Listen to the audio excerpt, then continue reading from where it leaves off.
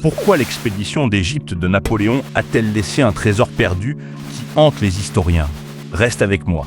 En 3 minutes, tu vas suivre Aurélien, archiviste curieux qui explore les registres d'embarquement, les listes de navires et la requête du 10 avril 1814 pour percer le mystère de ce butin disparu. Prêt? Aurélien ouvre le registre d'embarquement.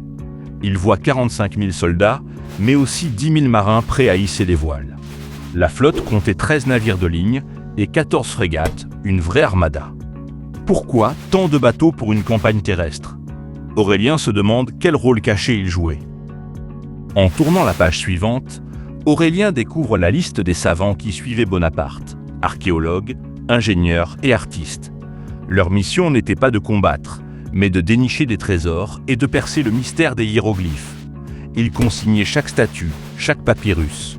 Mais les archives s'arrêtent brusquement en 1801, où ont disparu ces découvertes précieuses. Le dernier dossier qu'Aurélien trouve porte la date du 10 avril 1814. Un représentant du gouvernement provisoire réclame la restitution d'un trésor appartenant à Napoléon. Le texte ne décrit pas le contenu, seulement qu'un coffre doit être rendu. Cette demande surgit 13 ans après la fin de la campagne. Qu'y avait-il réellement dans ce coffre? Aurélien découvre dans le registre des frégates une annotation. Chaque navire transportait des caisses remplies de statues, papyrus et dessins ramassés par les savants. Quand la flotte a quitté le Nil, plusieurs frégates ont été prises d'assaut ou se sont échouées dans les marécages. Les caisses ont alors sombré, englouties par le sable ou la mer. Qui a pu récupérer ces trésors avant qu'ils ne disparaissent? Le 10 avril 1814, un fonctionnaire du gouvernement provisoire réclame la restitution d'un coffre appartenant à Napoléon. Le document ne décrit pas d'or, seulement un trésor à récupérer. Aurélien comprend que le mot trésor désigne les carnets, plans et copies de hiéroglyphes que les savants avaient consignés.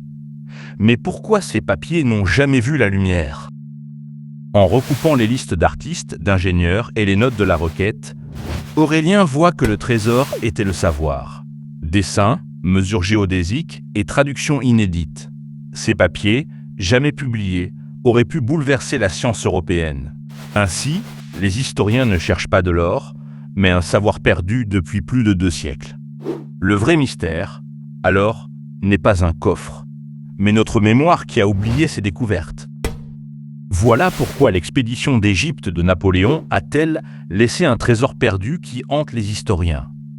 45 000 soldats, 10 000 marins, 13 navires de ligne et 14 frégates transportaient des artefacts. En 1814, on réclame le coffre contenant ces découvertes, mais les caisses ont sombré. Le vrai trésor était le savoir consigné par savants, jamais publié. Ce savoir disparu alimente les rêves des chercheurs. Voilà toute l'histoire d'un seul regard. Maintenant, tu sais, dessine-moi le monde.